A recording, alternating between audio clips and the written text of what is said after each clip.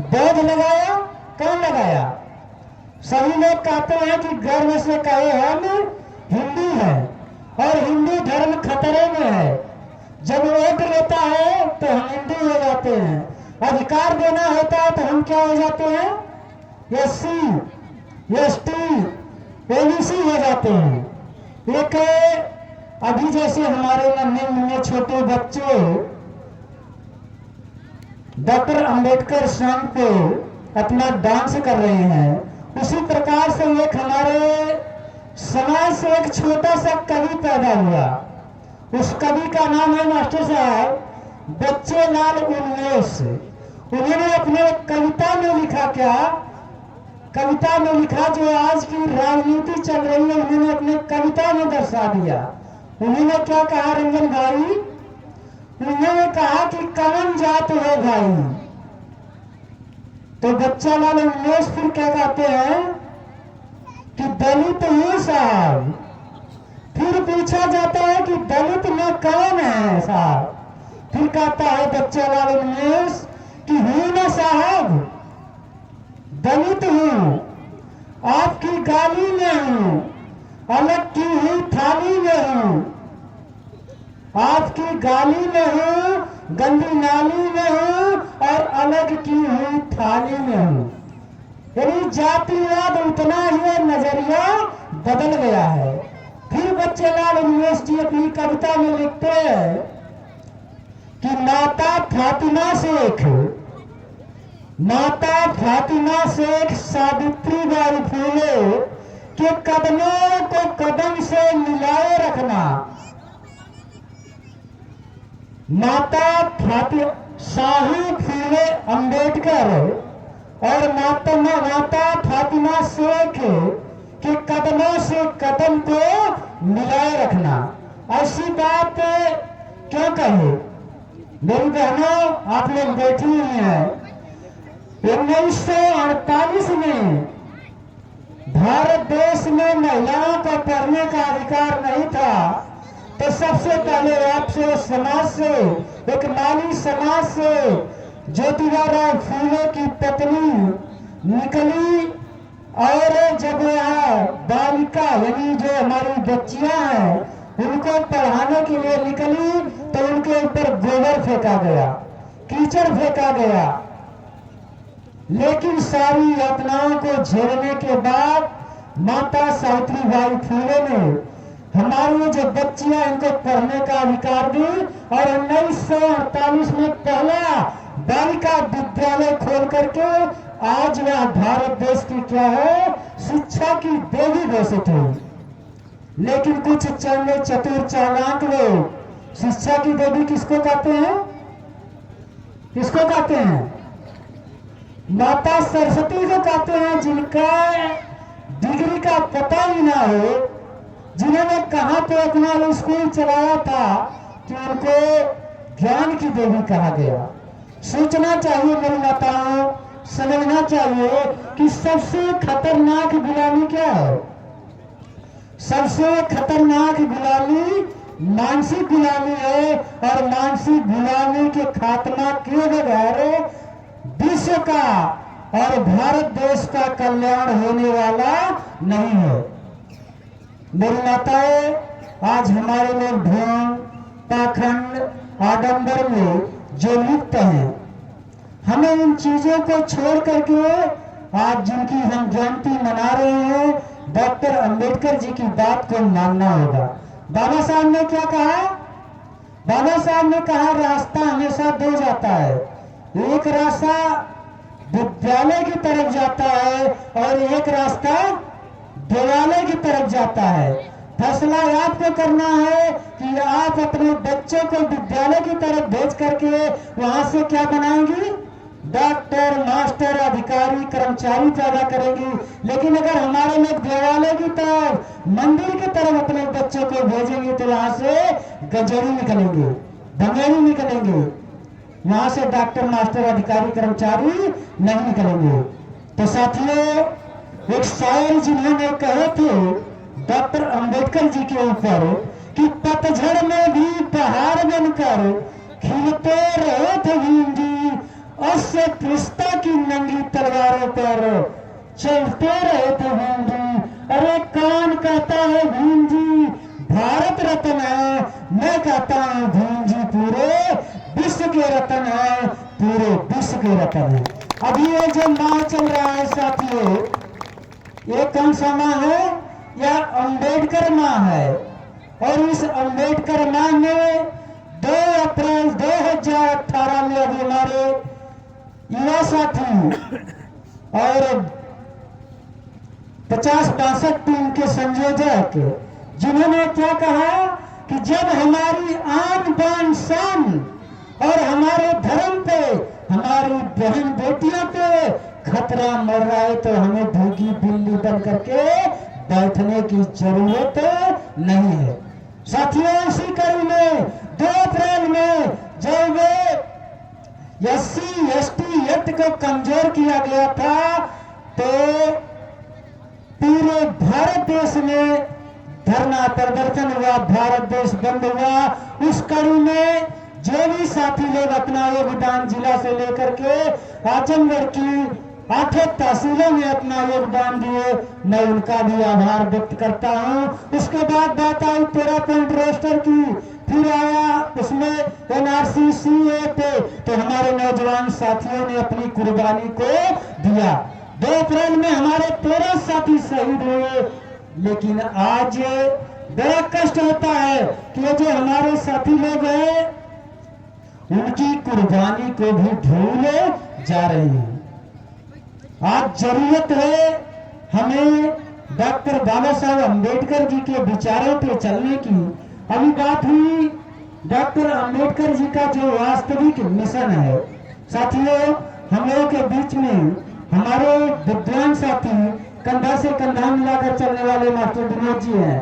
Master साहब 3 अक्टूबर 1954 में doctor बाबा साहब अम्बेडकर जी आकाशवाणी दिल्ली से प्रसारण के माध्यम से पूरे भारत में रहने वाले SC, ST, OBC समाज को एक संदेश दिए।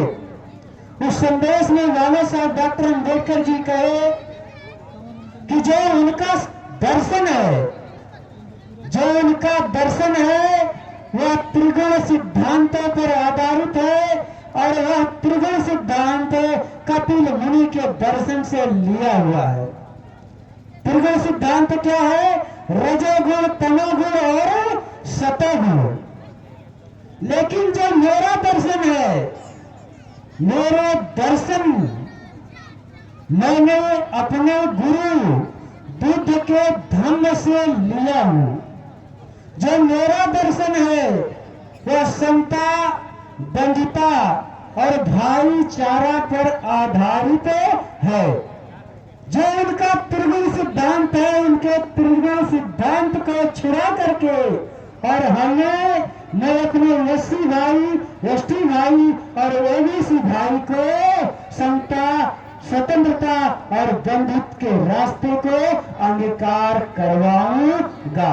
ऐसी सोच बनाए थे डॉक्टर बाबा साहब अम्बेडकर जी। लेकिन यहाँ क्या लोग बन रहे हैं? यहाँ लोग भूल गए कि मैं उसी समाज से हूँ जो हमें कैटेगरी मिली है। क्या 1950 से पहले भी आपको ये अधिकार था? ये अधिकार कहाँ से मिला? मेरी माताएं, आप चाहे सोने का गहना पहनो, चाहे चांदी का गहना पहनो, चाहे आप बढ़िया बढ़िया साड़ी पहन लो, हमें तो ये पता चल रहा है कि ये जो बढ़िया साड़ी है, ये जो सोने का गहना है, ये जो चांदी का गहना है, हमको किसने दिया है? हमें तो ये लग रहा है कि हमारे सास, हमारे ससुर, इनके बदौलत हमको नसीब हो गया, या तो हमारे पति नौकरी करते हैं इसके बदौलत हमको नसीब हो गया। लेकिन ऐसा नहीं है मेरी माताएं। अगर वो दिन देखने को मिला है तो डॉक्टर बाबा साहब अम्बेडकर के 4 बच्चों की कुर्बानी की वजह से मिला है। हमें डॉक्टर बाबा साहब अम्बेडकर की कुर्बानी को याद करना होगा।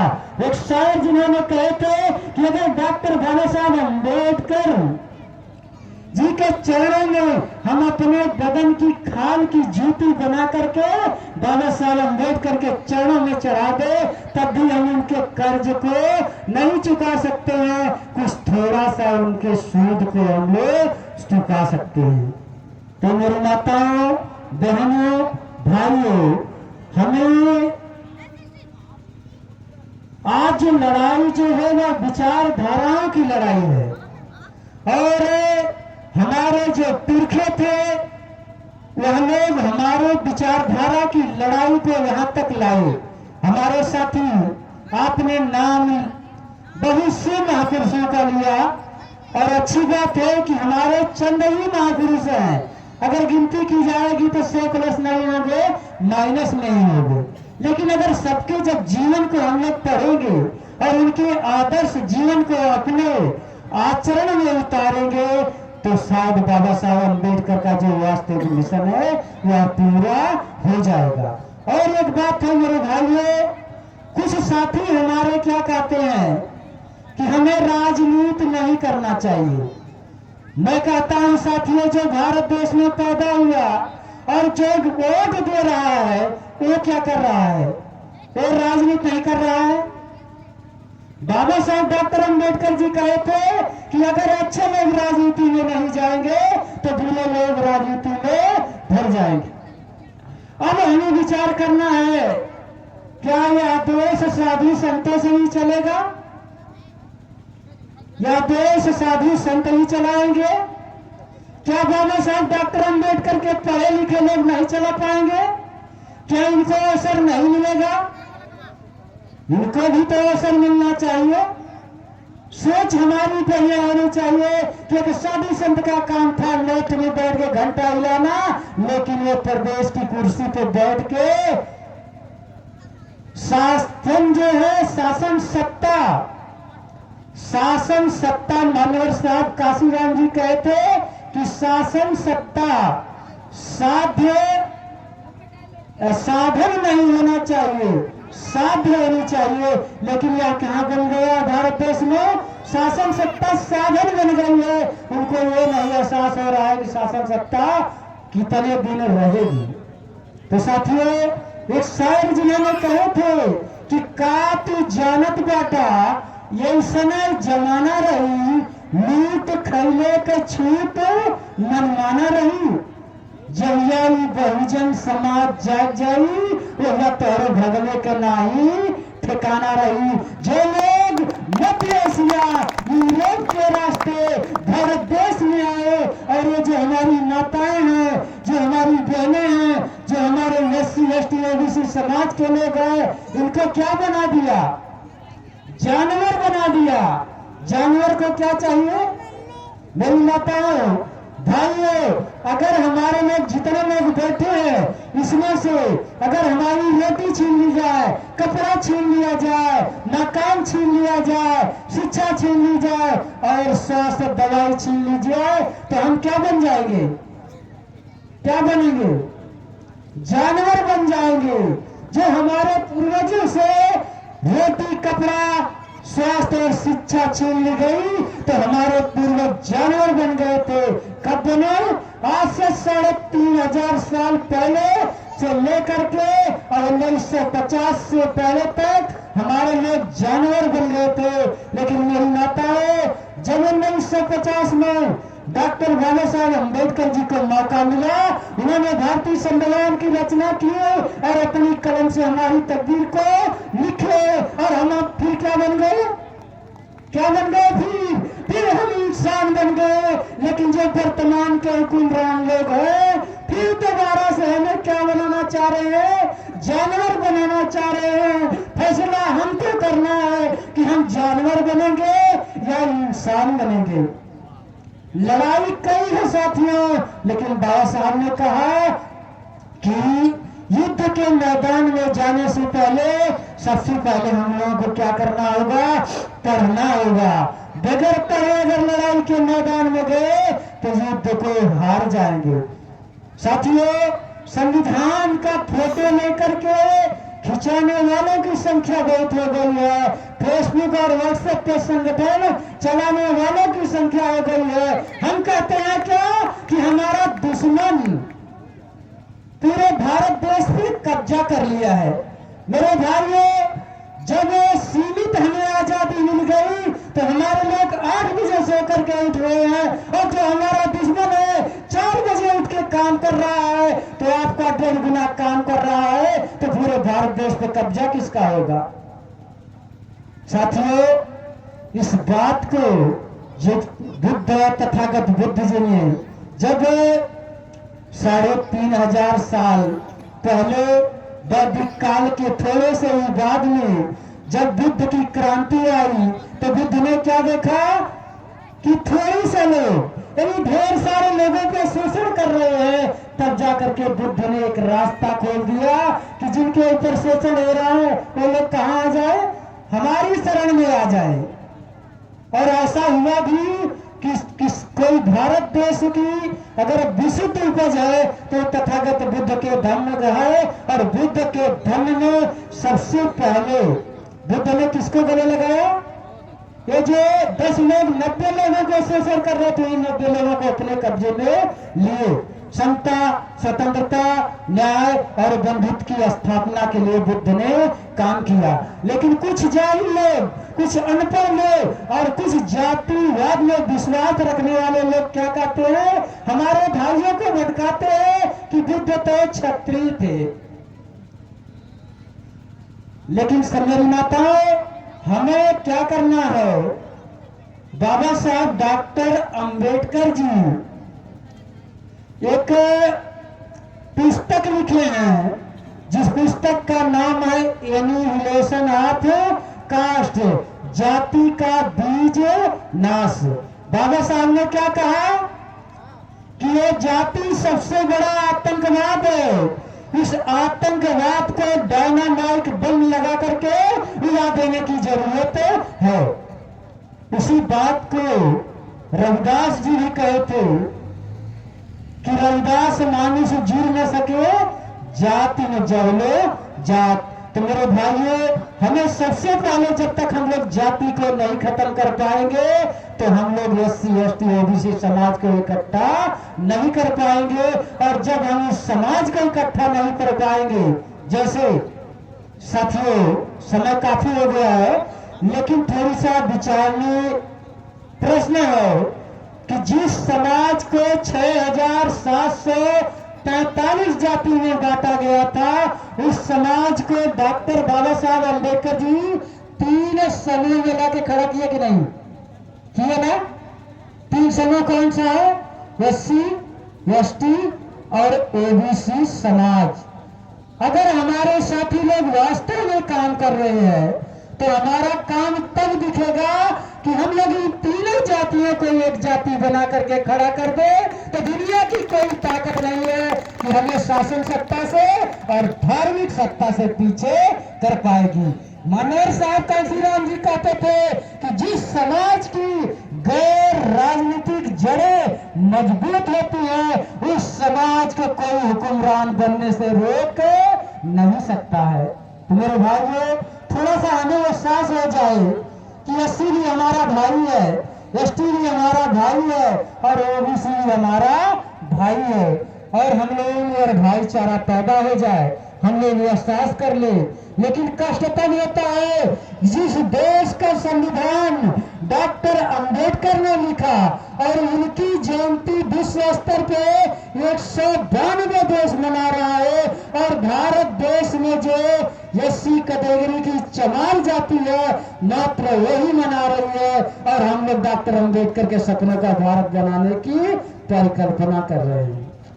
तो साथियों, मेरी माताओं, हमें अपने विचारों को विचार परिवर्तन करने की जरूरत है। जब तक हम लोग विचार परिवर्तन नहीं कर लेंगे तब तक हमारा भला होने वाला नहीं है, और हमारा दुश्मन दिन दूना रात चौगुना काम कर रहा है, तो हमें भी काम करना होगा।